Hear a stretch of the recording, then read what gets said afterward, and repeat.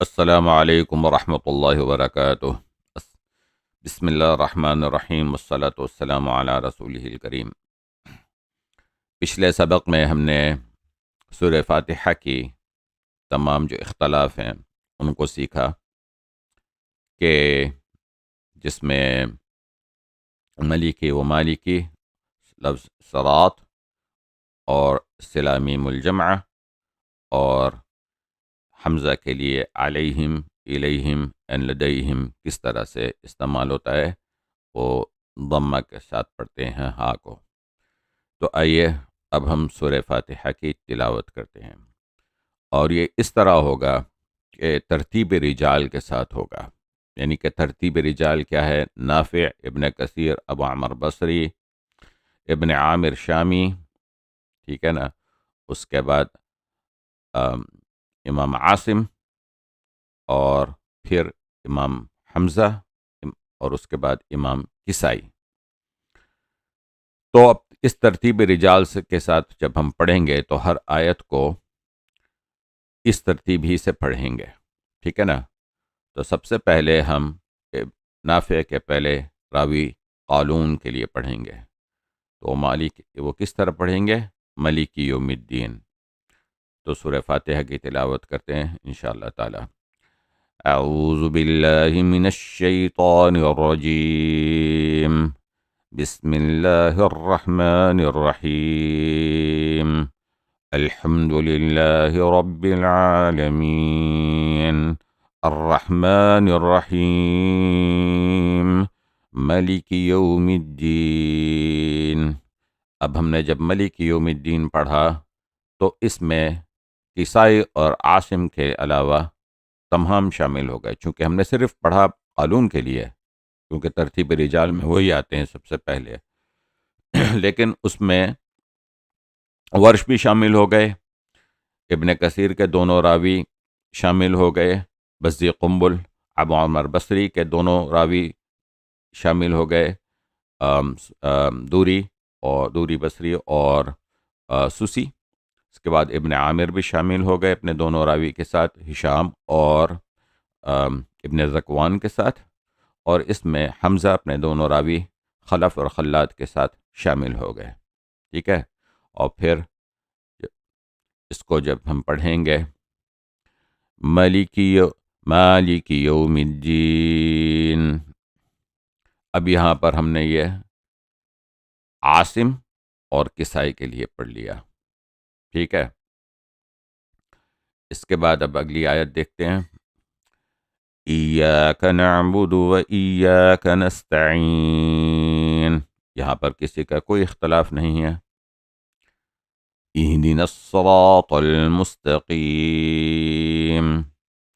اب ہم نے لفظ الصراط کو پڑھا، تو یہ ہم نے قالون سے شروع کیا، قالون اس میں شامل ہو گئے، قالون کے لیے پڑھا، اس میں ورش بھی شامل ہو گئے، اس میں ابن کثیر کے پہلے راوی شامل ہوئے، بزی قنبل یہ نہیں شامل ہوئے کیونکہ وہ سین سے پڑھیں گے، اس میں ابو عمر بصری کے دونوں راوی شامل ہو گئے، اور اس میں ابن عامر کے دونوں راوی شامل ہو گئے، اور اس میں عاصم کے دونوں راوی بھی شامل ہو گئے۔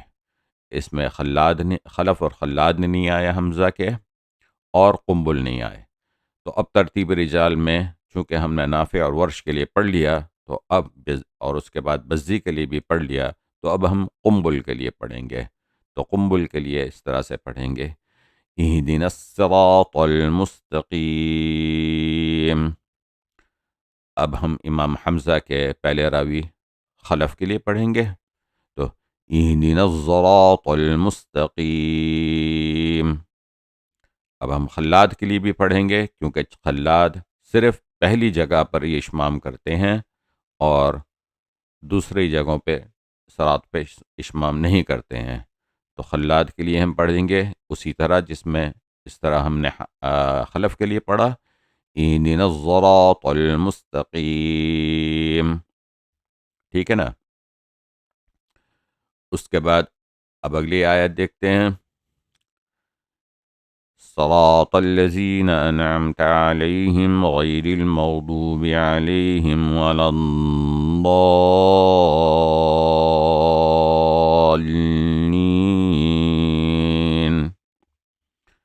تو اب ہم نے یہ پھر سب سے پہلے قالون کے لیے پڑھا.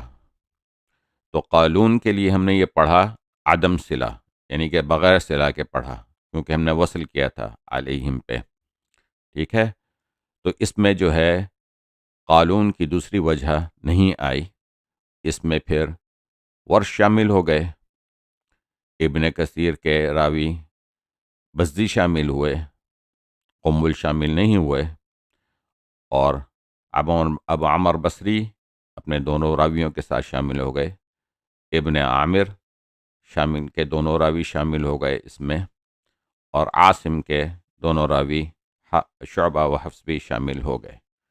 اس میں امام حمزہ اپنے دونوں راویوں کے ساتھ نہیں شامل ہوئے.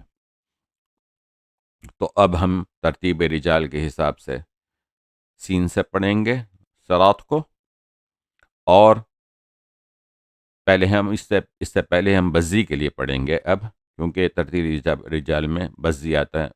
تو بزی کے لیے صلہ کریں گے تو وہ پڑھیں گے صراط الذین انعمت علیہم غیر المغضوب علیہم ولا الضالین.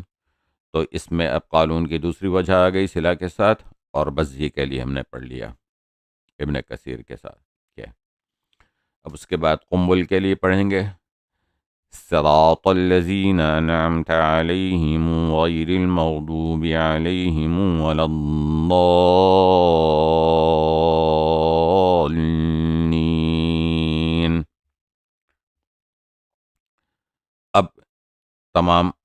اب پھر سے جا کر دیکھیں تو صراط سے اب اگلا اختلاف کس کے لیے آتا ہے. یہاں پر اگلا اختلاف آتا ہے امام حمزہ کے راوی خلف کے لیے. تو اب ہم خلف کے لیے پڑھیں گے صراط الذین انعمت علیہم غیر المغضوب علیہم ولا الضالین.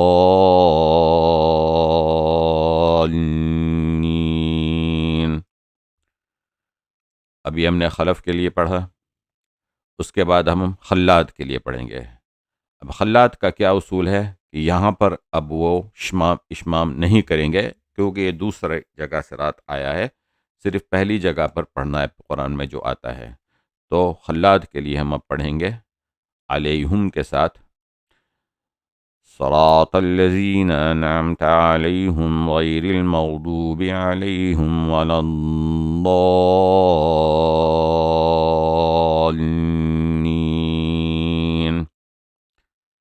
تو الحمدللہ اب ہم سنیں سورہ فاتحہ تمام قراء اور راوی کے لیے ہم نے کے ساتھ پڑھ لیا. تو اس کی ادائیگی اس طرح ہوگی. والسلام علیکم ورحمۃ اللہ وبرکاتہ.